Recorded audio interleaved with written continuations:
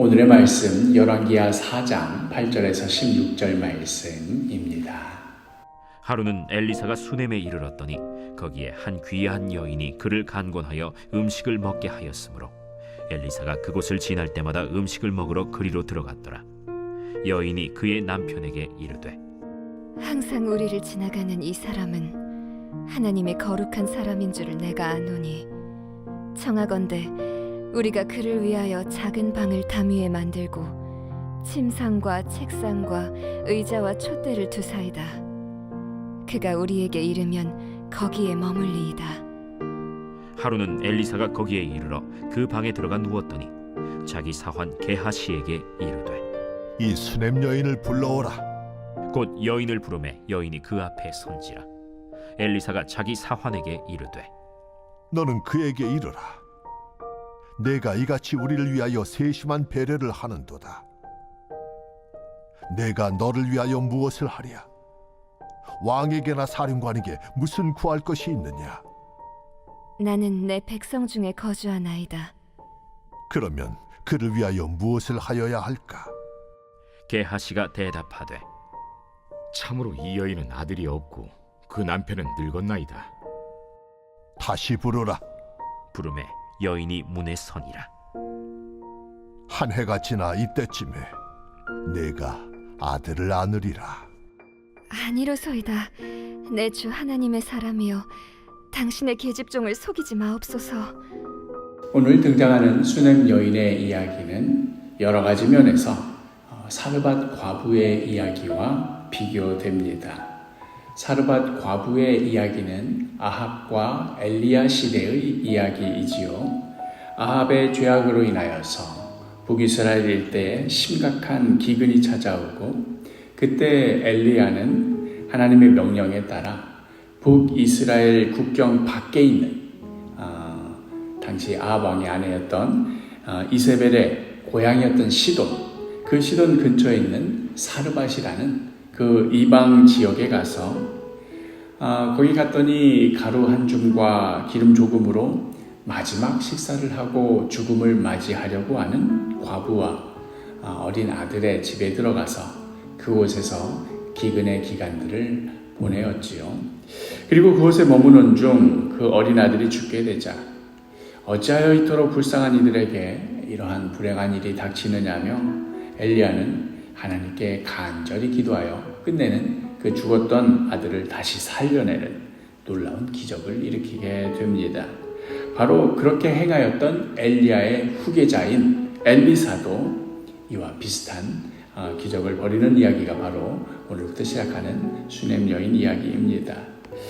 엘리야 때는 이방 지역이었던 사르밧이었지만 오늘 본문은 북이스라엘 영토 내에 있는 성읍인 수넴에서 벌어진 일입니다. 8절에 하루는 엘리사가 수넴에 이르렀더니 거기에 한 귀한 여인이 그를 간곤하여 음식을 먹게 하였으므로 엘리사가 그곳을 지날 때마다 음식을 먹으러 그리로 들어갔더라.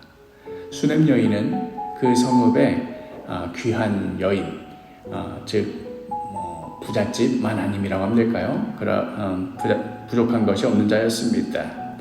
사르밧 과부는 먹을 것이 없어서 죽을 위기에까지 내몰렸던 자였다면 수넴 여인과 같은 경우에는 정말 부족할 것이 없는 자였습니다. 어느 정도였는지 이 여인이 엘리사를 귀하게 여기고 자기 집에 따로 공간을 마련해서 머무를 수 있도록 그렇게 하기까지 섬기는 데 있어서 전혀 거칠 것이 없는 그런 정도였습니다.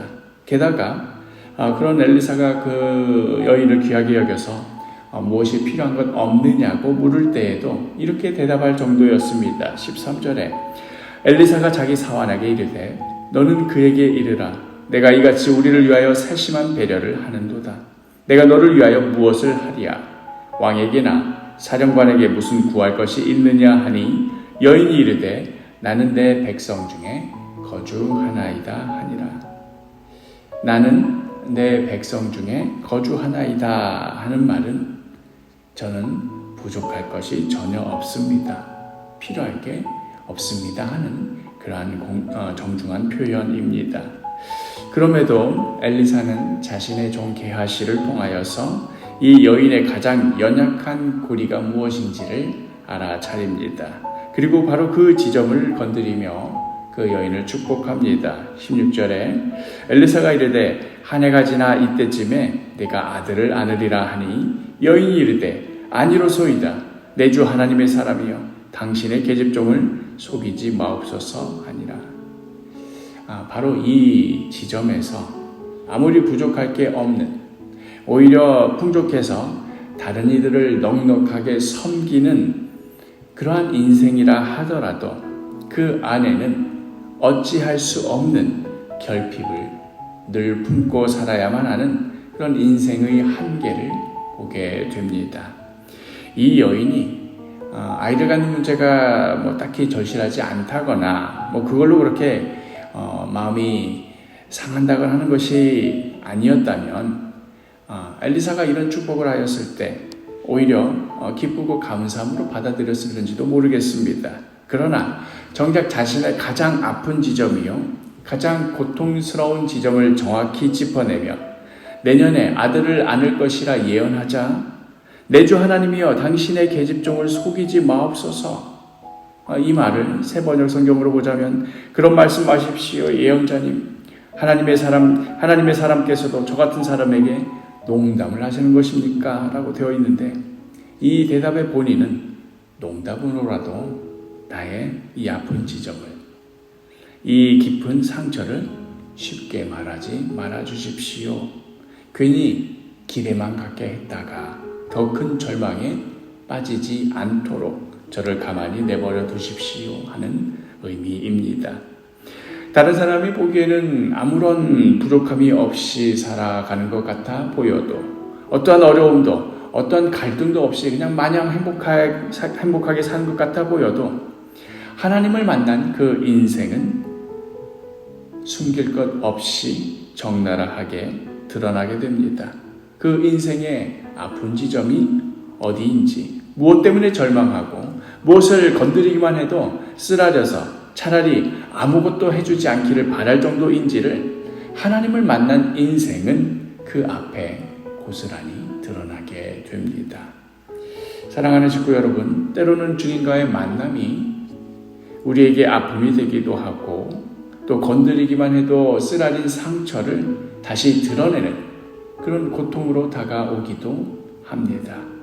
그런 문제를 난 덮어두고 나는 내 백성 중에 거주하나이다, 아무렇지 않은 척, 크게 문제될 만한 일은 없는 척 살아도 주님께서는 바로 그 지점, 진짜로 아프고 진짜로 고통스러운 그 지점에서부터 일하기를 원하십니다. 왜냐하면 진정한 위로와 회복은 바로 그 진짜를 건드리는 데에서부터 시작되기 때문입니다. 그 진짜를 건드리시고 그 진짜를 만지시고 품어주시고 회복시킬 수 있는 유일한 분이 바로 하나님이시기 때문에 그렇습니다. 오늘 하루도 우리의 유일한 소망이요 위로가 되시는 주님께 나의 가장 연약하고 가장 쓰라린 상처까지도 내어 맡겨드리며 주님 바라보며 주님 신뢰하며 살아가는 귀하고 복된 하루가 되기를 간절히 축복합니다.